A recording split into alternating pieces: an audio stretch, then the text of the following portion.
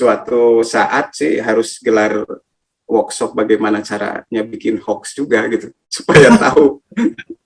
Ya kan, kalau kita mau mengenal lebih jauh ini hoax, ya artinya kita juga harus tahu proses kreatifnya bikin hoax. Iya. Kan?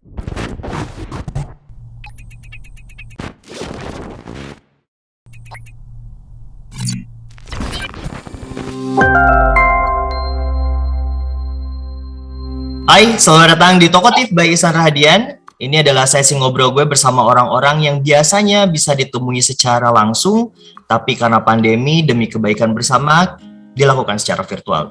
Dan kali ini saya sedang bersama seorang sosok bisa dikatakan berpengalaman di media massa cetak. Ada Kang Dudi RS, sampurasun Kang. Rampes. Saya teh kadang suka ragu-ragu Kang kalau ngajakin Kang Dudi ngobrol teh. Mau ngomong bahasa Indonesia, Kang Dudina sok bahasa Sunda. Bade ditembalanku bahasa Sunda, itu saya teuing bahasa Sunda abi lagi. Bebas lah. Bebas ya, bebas. Yang penting kan komunikasinya terjalin gitu saat. Laras. Nah, Kang Dudi ini bagi yang nonton belum terlalu mengenal karena biasanya dulu beliau ini di balik layar dulu teh pemimpin redaksi berarti ya Kang ya? Ya, pernah diamanati untuk jadi pemimpin redaksi. Berapa lama? Di Kabar Priangan, Grup Pikiran Rakyat. Sebetulnya sejak tahun 2014-an sudah ke belakang layar sih, ke desk gitu, ke meja gitu, gitu. Ya di lapangan sekitar saya pulang ke Tasik itu tahun 99, ya dari tahun 2000-an gitu ya sampai 2013-2014 saya masih di lapangan gitu San. Oh iya. Nah terus mundur balik ke belakang meja gitu. Kalau jurusannya Kang dulu studi memang ada kenaannya sama komunikasi biasanya gitu kan kalau orang-orang wartawan gitu? Saya sastra daerah. Universitas Pajajaran. Jadi sebetulnya tidak ada kaitan langsung dengan jurnalisme gitu, dengan komunikasi. Jadi ya ke sastra gitu ya, kayak begitulah. Tapi tampaknya sih justru ya dari lintas disiplin bisa, siapapun bisa jadi jurnalis kan. Yang penting dia ya punya keinginan gitu kan. Terus waktu itu keinginannya Kang Dudi apa sehingga pengen jadi wartawan gitu? Ini mungkin alam bawah sadar San. Jadi sejak SMP, SMA saya sudah di sana gitu. Saya dulu aktif di majalah Dinding waktu itu. Mading ya. Di majalah sekolah lah, majalah Dinding. Nah, bukan saja majalah Dinding, termasuk majalah cetaknya gitu. Jadi saya di sana gitu. Tampaknya itu sudah jadi semacam ya merasuki gitu ya. Jadi alam bawah sadar saya membawa ke sana gitu. Saya dari dulu sebenarnya juga Kang tertarik sekali sebetulnya dari dulu SMA. Pengen bikinnya buletin kayak yang kalau di Jumatan itu Kang ya, yang satu lembar dibagi dua tuh pengen dari dulu begitu, tapi kebanyakan mikir jadi nggak dikerjakan, keburu shifting ke digital jadi ya sudah tidak dilakukan. Kalau berarti secara dulu berarti wartawan di lapang terus kemudian ke office-nya gitulah ya. Yang menariknya kerja di media teh apa sih Kang? Apa ya di media itu saya gini San, saya itu orangnya pendiam dulu tuh. Jadi kurang bergaul gitu ya. Jadi sebetulnya ya apa ya, bawaan saya itu di belakang gitu sebetulnya. Tapi dengan masuk ke dunia jurnalistik, saya jadi harus mau nggak mau harus berkomunikasi dengan yang lain kan gitu. Saya belajar di sana, jadi itu merubah gitu. Jadi titik balik lah gitu. Dari yang awalnya pendiam gitu ya, jadi ya dalam kondisi tertentu harus proaktif juga kan, bertemu orang gitu kan, ngobrol kan kayak gitu-gitu. Ya mau nggak mau kan, karena memang dikondisikan seperti itu. Jadi saya nggak sadar juga sebetulnya, diam-diam saya sudah mengondisikan diri untuk bergaul gitu kan, yang tadinya kuper gitu ya. Nah dengan masuk ke dunia itu jadi ada interaksi dan lain-lain gitu, dan setiap ketemu orang itu kan rezeki, memperpanjang usia gitu. Jadi sebetulnya jurnalistik bagi saya itu adalah ikhtiar untuk memperpanjang usia gitu ya. Setiap bertemu dengan orang, saya ketemu dengan Ihsan nih sekarang. Ihsan sekarang usianya berapa tahun nih? 30 kan? 30, saya 15 umpamanya ya. Tinggal dijumlahkan saja, San. Jadi usia saya itu 30 tambah 15 mau dibalikin sebetulnya. Berarti berapa tuh? 45. Ketemu satu orang tuh. Ketemu banyak orang, jumlahkan saja usianya. Kenapa begitu? Karena kita ngobrol pengalaman kan. Masing-masing bertukar pengalaman gitu. Dengan Ihsan, saya bertukar pengalaman Ihsan selama hidup 30 tahun. Saya 15 tahun. Dijumlahkan jadi 45 tahun saya dapat tambahan umur gitu dari Ihsan. Iya, kan? itu juga yang jadi alasan saya, Kang, kenapa pertama ini sebenarnya coping mekanisme saya aja gitu, lagi pandemi pengen ketemu teman tapi nggak bisa gitu. Jadi saya bikin ini, tapi di luar itu juga saya karena seneng ngobrol, dan ya itu kayak yang Kang Dudi bilang tadi, ketika ngobrol sama seseorang tuh saya lebih seneng mendengarkan karena pengen mendapatkan insight yang beda, yang lain dari orang lain gitu. Saya pengen dapat sesuatu, bukan saya yang ngasih mulu gitu. Jadi ya menyenangkan untuk bisa ngobrol, termasuk sama Kang Dudi ini. Kita tuh pertama kali ketemu tuh kayaknya di acara komunitas ya, Kang ya? Iya. Saya kurang ingat juga kalau nggak salah di acara-acara komunitas ada beberapa, waktu itu juga biasa kan suka ada komunitas yang datang, kemudian ada media datang juga.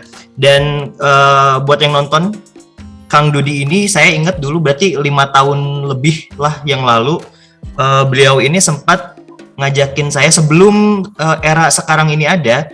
Beliau ini sudah ngajakin saya, hayusan orang bikin citizen jurnalistik ya Kang, dulu Kang. Ya, citizen journalism ya. Citizen journalism gitu. Jadi gak perlu ada media, tapi semua orang bisa berkontribusi untuk berita dan segala macam gitu. Dulu belum kejadian tuh kayak sekarang. Kalau sekarang produk-produk berita yang ada sekarang di media sosial dan lain-lain itu sudah termasuk ke produk citizen journalism itu nggak, Kang? Ya sudah sih, sebetulnya memang ini juga menarik karena jurnalisme partisipatif ini juga sekarang diberi ruang oleh media-media arus utama kan gitu.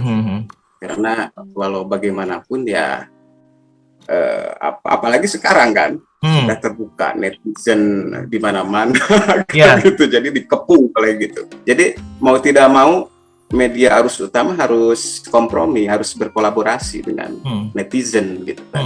Karena sekarang itu seringkali bahkan dominan sebetulnya ya media sosial yang punya akun-akun personal itu dia menjadi produsen informasi kan. Yang jadi persoalan adalah dari sisi teknik ya, cara menyuguhkan gitu ya.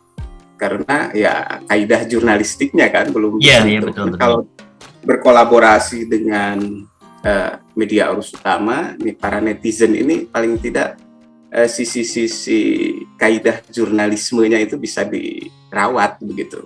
Jadi informasinya juga terjaga kan, gitu. Sudah banyak ya mengundang inilah gitu. Bisa jadi hoax kan sebetulnya karena tidak ada proses kreatif yang memegang teguh menghayati kaidah jurnalistik. Betul. Nah kalau misalnya sekarang, tapi sekarang masih aktif di media di Harian Umum Kabar Priangan itu atau udah enggak sama sekali, Kang? Saya sudah membangun entitas baru. Jadi sekarang itu saya bergelut di ya masih lama sih ya. passion lama gitu. Saya bangun masih bocil tapi masih bocah cilik gitu. Saya bikin kapol.id. Terus baru ini juga mencoba bikin landing page kapol.tv gitu. Iya, kemarin gitu. Ya Kang ya. Ya, baru ini pas masa-masa pandemi itu ternyata juga kalau ya kegelisahan ini ditumpahkan kan begitu. Jadi nggak ada celah untuk kita merasa ya terlilit gitu ya oleh situasi PPKM dan lain-lain. Betul. Dalam sisi-sisi dan kita bisa produktif kan. Iya, gitu. Itu yang saya rasakan juga Kang. Saya ngerasanya masa pandemi ini justru tidak mengekang saya. Justru saya malah mikirnya saya mesti ngapain biar nggak boring gitu, biar nggak bosen gitu. Betul. Jadinya ada apa ya? Ada proses kreatif yang biasanya mungkin tadinya hanya 50%, sekarang bisa di-push sampai 80% karena ngapain ya biar nggak bosen gitu di rumah terus. Jadi menurut saya sih kalau dari sisi kreatif justru lebih tumpah ruah tuh lebih banyak ya Kang ya pada saat PPKM pandemi ini ya. Karena kita ada ruang untuk refleksi San. Betul. Jadi kita diberi ruang untuk refleksi sebetulnya. Ya tergantung kita memandang ya. Iya. Boleh jadi untuk kalangan-kalangan tertentu ini sebuah penderitaan begitu ya. Iya. Ya karena memang ya tidak dipungkiri kan bisnis tersendat yang biasa harus berinteraksi langsung kayak begitu pasti ada ini gitu. Tapi bagi kalangan tertentu juga sebetulnya ini adalah ruang refleksi. Betul. Ya kalau kata orang Sunda mah nyingkur. Nyingkur itu menghindari kerumunan gitu ya. Iya kan? Sebetulnya kita sudah punya tuh istilah-istilah itu dari orang tua kita. Betul. Nyingkur, niis kan gitu. Iya. Niis lah. Oke. Niis kita pindah dari ruangan yang riuh gitu ya. Betul. Ke ruangan yang sepi. Ya untuk refleksi gitu. Jadi kita punya jarak kan gitu. Jadi yang dimaksud dengan jaga jarak itu sebetulnya saya memaknainya seperti itu. Menjaga jarak agar kita bisa memandang lebih luas, lebih objektif kan begitu. Dan juga mengenali diri sendiri ya Bang. Iya, kayak gitu-gitulah. Dan itu di era sekarang. Dan sebetulnya ini ternyata setelah saya coba cermati hayati, ternyata ini adalah yang selama ini ditempuh dengan komunitas kan ngobrol sudah sebetulnya sadar nggak sadar itu kita sudah mempersiapkan diri itu untuk menghadapi situasi seperti ini. Betul. Citizen journalism, blogging dulu kan. Jadi semuanya ada di dunia itu, di dunia ramat loka kan. Di dunia internet, di dunia ya kayak begitu digital kayak begitu. Nah kemudian datang kan setelah berita bisa diproduksi begitu ya secara mandiri, dipublish secara mandiri juga ke media internet dan lain-lain. Kemudian muncul yang sering digaungkan soal digital literasi digital. Ini sebenarnya kalau secara sederhananya literasi digital itu gimana sih Kang? Ya kalau literasi itu kan saya mencoba menyederhanakan ya. Jadi masyarakat yang literat, kalau saya orang Sunda, orang Tasik, ya literat itu bentak. Bentak itu kan melek ya melek gitu. Jadi melek digital gitu. Jadi ya kita harus melek digital karena sederhana kan, ini di luar definisi mainstream nih. Iya. Dan jadi itu istihad saja gitu. Jadi melek digital itu artinya ya kita harus handphone, gawai, itu kan banyak tools di sana, ya. Dan itu kita bisa kalau kita melek toolsnya itu, kita bisa mengeksplorasinya gitu. Kita bisa justru kita bisa hidup di sana gitu lah. Sederhananya begitulah. Kita paham toolsnya gitu, melek gitu. Artinya kan paham cara menggunakan. Nah ini literasi digital gitu, diantaranya ya kita harus melek nih perkembangan terkini. Kebetulan saya harus bersyukur juga, saya generasi X-an. Iya. Saya itu mulai dari mesin tik ya. Iya. Kemudian komputer yang kubus itu yang jumbo itu gitu. Kemudian pakai bukan flash disk, disket ya. Ihsan pernah nggak tuh ngalamin kayak gitu? Saya disket. Saya disket ada. Disketnya yang kecil kan, tapi yang bisa dipakai kipas yang gede gitu. Yang floppy disk gitu. Yang floppy lah, berarti kan sudah fase berikutnya dari yang bisa dipakai kipas tuh yang gede tuh. Iya. Nah terus bergeser nih San, saya menjalani itu, menghayati itu. Iya. Wah, ternyata cepat sekali nih. Flash disket, disket floppy yang kecil gitu ya. Kemudian flash disk, kemudian hard disk external, sekarang hard disk dan lain-lain gitu. Kemudian sekarang apalagi kan makin kenceng nih perkembangan mutakhir gitu. Bisa nyimpen data malah di awan kan. Di awan ya, di cloud gitu, nggak tahu di mana ya. Tapi kita punya di mana kan gitu. Jadi luar biasa nih perkembangannya. Termasuk media. Jadi dari cetak gitu ya. Kemudian dalam jaringan online kan. Kemudian ya sekarang kan sudah digital semua. Apalagi kan sekarang kita menghadapi ASO nih San. Iya, apa tuh? ASO itu kalau switch off gitu kan. Nah televisi nanti itu semua analog mati. Oh iya, analog ganti ke digital ya. Analog switch ya ke digital gitu. Jadi TV-TV yang sekarang belum ke sana itu mati semua. Iya. Gitu kan. Itu juga harus kita siapkan nih. Analog switch off ini. Kita sudah mulai Jawa Barat itu giliran tahap kedua. Jadi 31 Desember lah. Nah, 31 Desember tahun ini di Jawa Barat itu sudah mulai itu. Kita kena juga nih Tasik dan sekitarnya Priangan Timur gitu. Itu yang harus digantinya tuh kayak digital ini kan lebih ke frekuensinya ya Kang ya. Jadi nggak analog lagi. Jadi tapi ada yang harus dilakukan nggak sih sama si usernya gitu, kita sebagai penonton, apa ganti tidak bisa menggunakan antena atau gimana sih sebenarnya? Masih bisa kita pakai ini STB itu set top box itu kan. Oke. Nah, nanti ya ada pakai itu kayak gitu, masih bisa digunakan. Tapi ya lebih bagus sih kalau memang ini beralih sekalian gitu ya di perangkatnya ya. Iya. Digital sepenuhnya gitu. Tapi sebetulnya bisa untuk transisi ke sana ya, karena kita kan sekarang sedang menghadapi kalau merogoh kocek lagi kan kondisinya sekarang sudah prioritasnya bukan itu dulu berarti ya Kang ya, bukan itu dulu, paling ke STB aja dulu kayak gitu ya, dipasang kayak gitu. Nanti juga sebenarnya saya mau ngobrolin soal literasi digital ini lebih ke berita secara berita yang ada sekarang. Tapi agak keingetan barusan cerita dari Kang Dudi dari mesin tik, terus ada disket, floppy disk dan lain-lain. Kemudian media juga dari cetak kemudian pindah ke digital.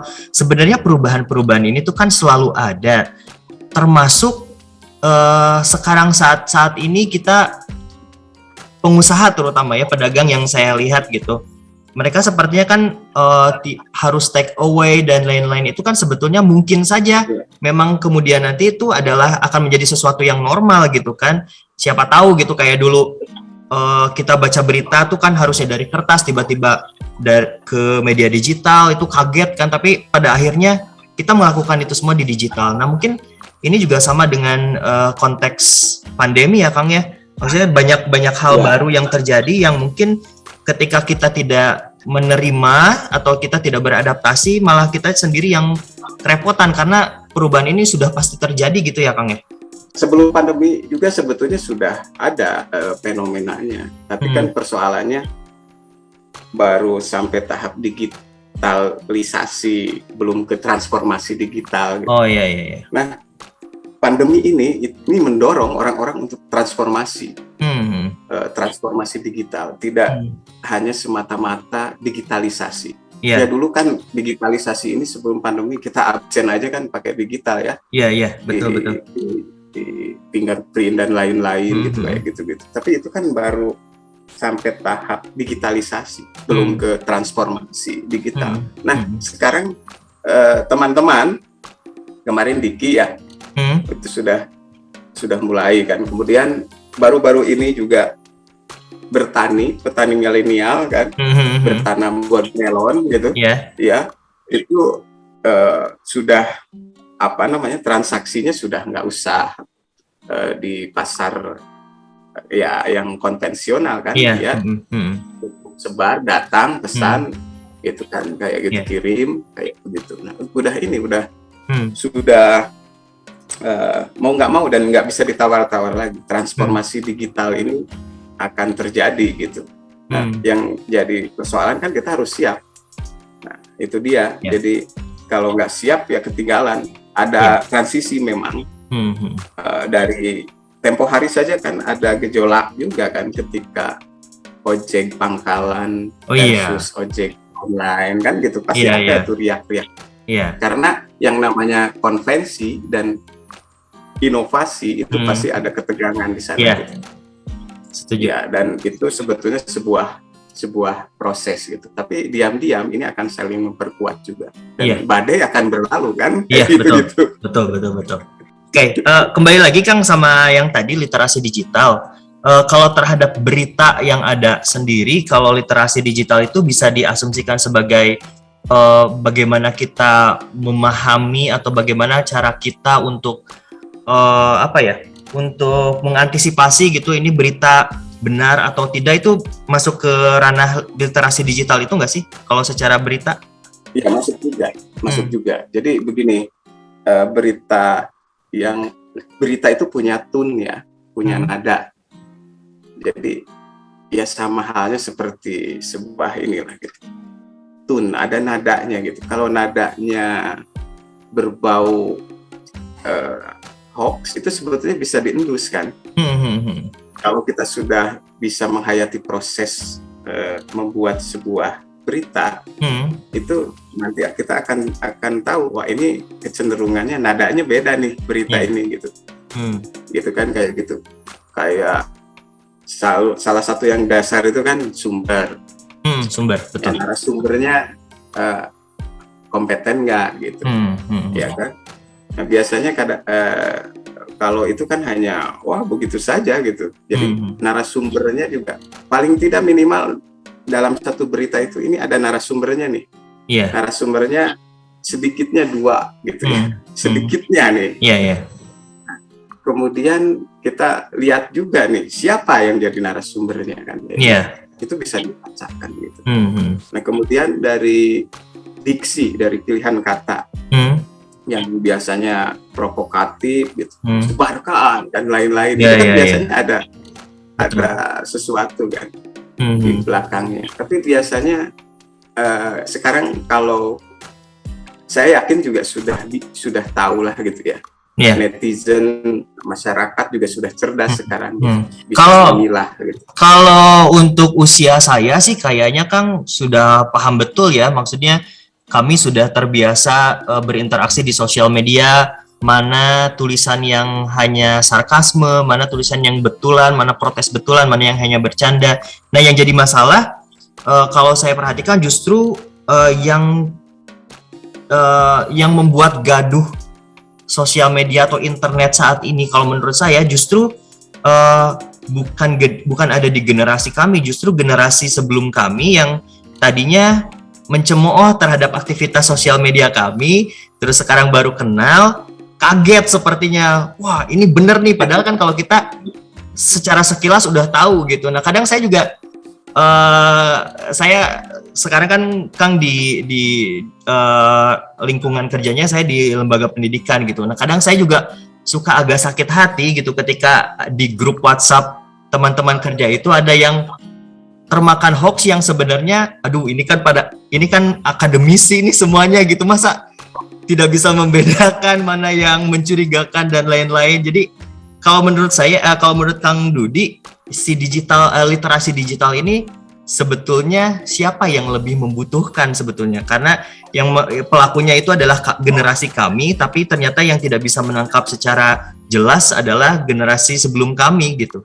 Nah, itu tadi yang saya maksud, konvensi, inovasi selalu ada ketegangan kan. Nah, ini terjadi juga gitu, termasuk ya ojek pangkalan, ojek online kan seperti itu. Pasti ada kegaduhan kayak gitu-gitu. Ini juga sama. Ya generasi-generasi yang konvensional, nah, ini dia kan sebetulnya biasanya agak ya bukan terganggu ya kayak gitu-gitu.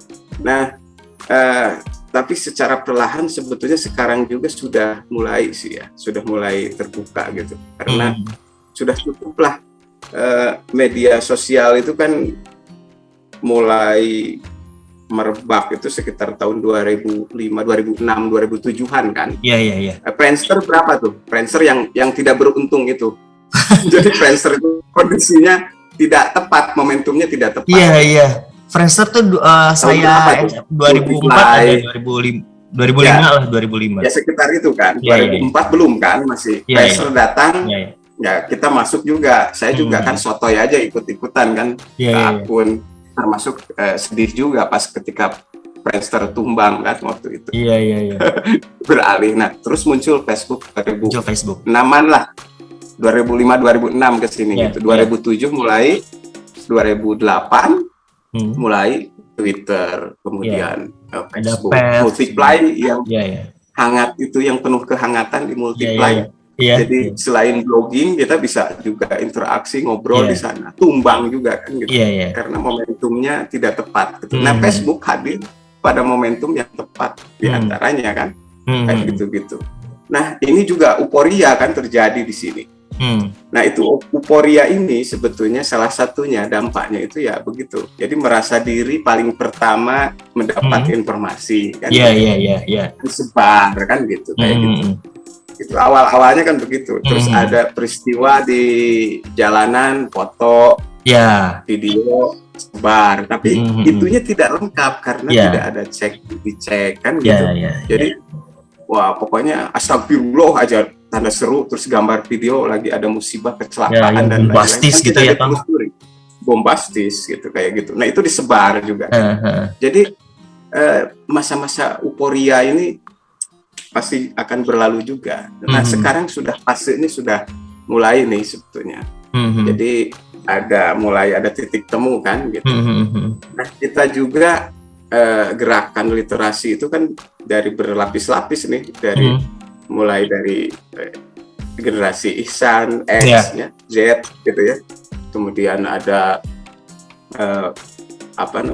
forum guru juga, kita ngobrol literasi tentang perkembangan terkini, bagaimana kita masuk ke ekosistem ini gitu. Gitu. Secara perlahan ya memang diakui, yang saya yakin sih sebetulnya percaya ke generasi Z, Y gitu ya. Mereka justru sekarang itu menjadi paling depan nih, garda paling depan gitu, memerangi hoax dan lain-lain. Ya sekarang seperti itu. Jadi ya malah karya-karya kreator konten muda, anak-anak muda ini itu juga jadi rujuk mainstream. Dipakai loh. Jadi sekarang ada redaktur khusus media sosial di media mainstream itu. Ya, jadi ada yang viral, ambil terus diolah jadi diproduksi diolah gitu. Jadi side show story gitu kan, sumbernya dari netizen kan, dari kreator konten anak-anak muda juga kan gitu, kayak gitu diambil di ini lagi gitu. Jadi semacam itu. Jadi harus disyukuri nih anak-anak muda sekarang. Saya juga banyak belajar gitu. Termasuk itu kan Kang, termasuk yang entitas baru itu ya, yang kapol.id itu juga ada kalau saya nggak salah lihat-lihat tuh ada rubrik generasi muda lah begitu ya. Gimana tuh Kang kalau kapol itu? Ruang-ruang itu dibuka juga karena kita harus kolaborasi kan dengan para kreator konten dengan netizen kayak begitu. Karena memang kita masih bocil ya, bocah cilik, baru 1 tahun gitu. Tapi mulai mencoba, walaupun kita sebetulnya di kampung ya, tapi sekarang tampaknya bisa nggak ada alasan dimanapun kan, karena sudah terbuka. Nah, teman-teman di Kapol ID ini sekarang juga sedang merancang itu, ada ruang-ruang interaktif. Kita juga sedang berpikir bagaimana merumuskan model bisnis dalam tanda petik karena nanti juga bagaimana teman-teman yang para kreator ini juga bisa saling berkolaborasi kan gitu. Nah, tentunya itu kan harus ada benefit juga kan gitu. Ngapain gitu kan kita berkarya, tapi saya yakin karya itu harga gitu. Karya itu harga, cuma kan persoalannya ada proses kreatif. Nah, proses kreatif itu tidak melulu harus dinilai dalam bentuk dalam bentuk transaksional kan. Nah, kita tumbuh bersama menghayati proses kreatif ini. Proses kreatif itu melahirkan karya, dan karya itu melahirkan harga gitu.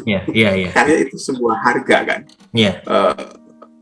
Dan itu akan, saya yakin itu akan tumbuh. Saya akan tumbuh. Jadi model bisnisnya akan tumbuh dengan mengejutkan gitu. Kalau karya-karya sudah terbangun, kita kolaborasi, dan yang harus saling merekomendasikan itu.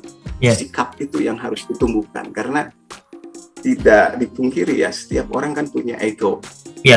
Oh, ini karya saya, ini saya yang harus tampil ya paling ini dominan gitu.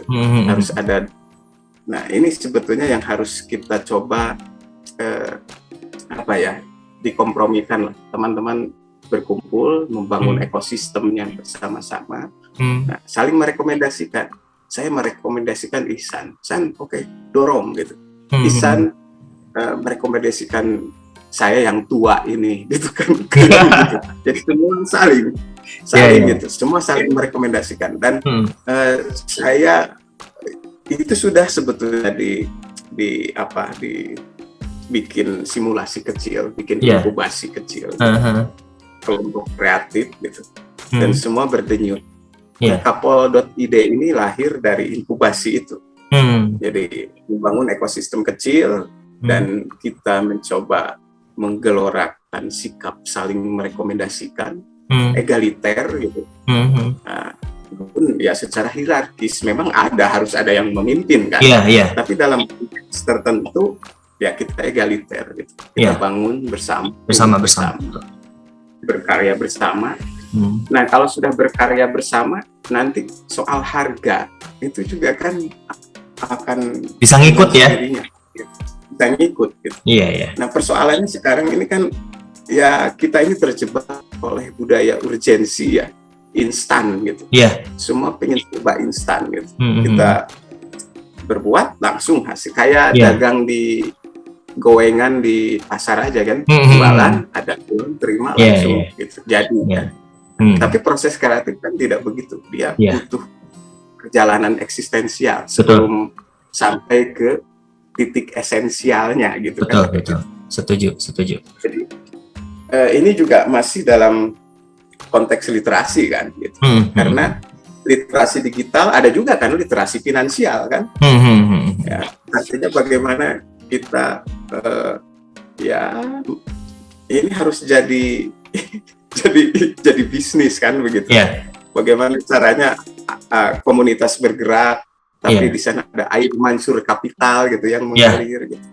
Nah, artinya literasi finansialnya harus dibangun dulu. Nah, tampaknya ini akan bergulir gitu, akan bergulir dan nanti akan ada titik temu pada saatnya nanti akan edan pada waktunya kan begitu. Saya termasuk orang yang yakin ya sebetulnya Tasikmalaya tuh banyak sekali potensi-potensi dari berbagai bidang ya Kang ya. mau di kuliner, sebetulnya kalau ada caranya mau berkesinambungan antara satu pihak dengan yang lain bisa meledak. Di proses di industri-industri kreatif pun sama demikian. Yang mudah-mudahan Tasik bisa lebih cepat lah gitu. Soalnya kalau orang-orangnya udah ada sebetulnya, tapi karena tugas Insan dan teman-teman nih yang muda-muda, ayo bergerak. Ya. Kelihatannya sih kalau sekarang, kalau menurut saya udah orang-orang ini yang generasi saya udah mulai aware kalau nggak bisa kayak Kang Dudi tadi bilang, nggak bisa untuk ini punya saya harus tampil, udah nggak bisa. Sekarang lebih terlihat orang-orang lebih senang ketika idenya dipakai meskipun bukan dia yang tampilnya. Mudah-mudahan bisa terus konsisten soal itu sih. Nah, terakhir Kang Dudi ya. Terakhir paling ya Kang Dudi, soal karena tadi lagi ngomongin soal literasi digital, kemudian juga sekarang pandemi di mana semua orang juga diam di rumah dan menerima informasi dengan sangat deras gitu, sangat cepat. Tapi kadang kita masih kesulitan untuk membedakan gitu secara tepat mana nih yang hoax, mana yang benar gitu. Nah, terakhir ada ini nggak, sebagai pelaku di media, ada cara mudah bagi kita untuk mengkonfirmasi berita, cara mengkonfirmasi berita ala Kang Dudi? Ya sebetulnya teman-teman di asosiasi media itu bikin wadah cek fakta namanya, ya cek fakta gitu ya. Jadi kalau ada yang ragu ya kita cari aja di cekfakta.com gitu. Ada nggak? Itu biasanya ada kan cek faktanya gitu. Jadi gampang, yang paling gampang itu. Karena ini konsorsium media-media juga kan berhimpun.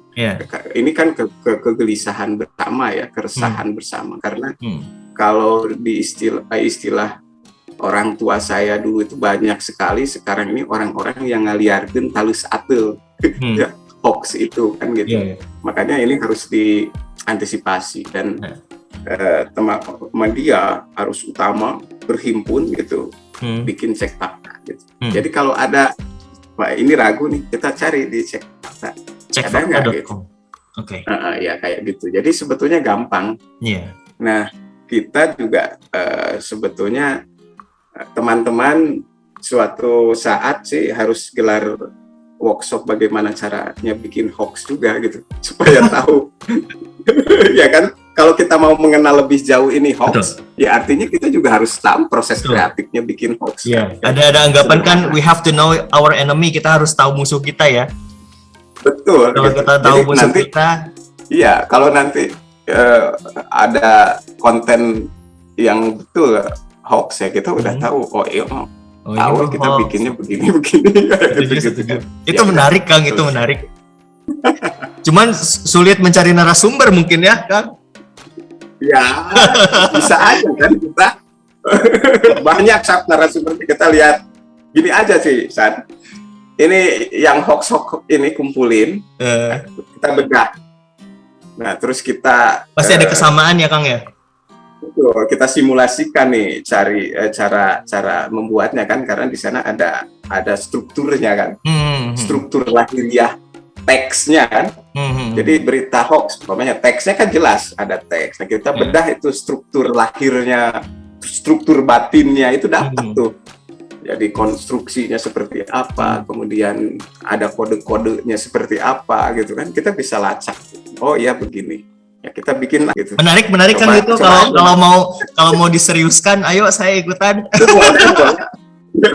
Rencana tindak lanjut kita lah gitu. Iya, menarik, nanti langsung kabari saya aja Kang, itu menarik karena termasuk dari cara untuk ngegayat orang juga kan, kalau misalnya ada webinar webinar cara melihat suatu berita hoax atau enggak, itu kan kurang seksi ya, tapi ketika cara membuat hoax yang benar tuh seperti kayak ada hoax gini, padahal tujuannya ya tetap untuk kita mengkonfirmasi berita itu benar atau enggak gitu. Betul. Atur nuhun Kang. Itu teknik muncul yang bagus itu San. Iya. Atur nuhun, terima kasih Kang sudah mau diajak ngobrol. Waktunya sayang harus sebentar karena nanti diupload di IGTV dan juga saya nggak kuat Kang, ini laptopnya renderingnya kalau lama-lama. Oke, siap. Gitu paling ya. Terima kasih Kang Dudi sekali lagi. Mudah-mudahan teman-teman yang menonton juga lebih aware lagi terhadap media, berita, dan juga digital literasi yang sudah kita bahas tadi. Sekali lagi terima kasih Kang Dudi. Salam untuk keluarga dan semuanya, sehat-sehat selalu. Wassalamualaikum warahmatullahi wabarakatuh, Kang. Waalaikumsalam warahmatullahi wabarakatuh.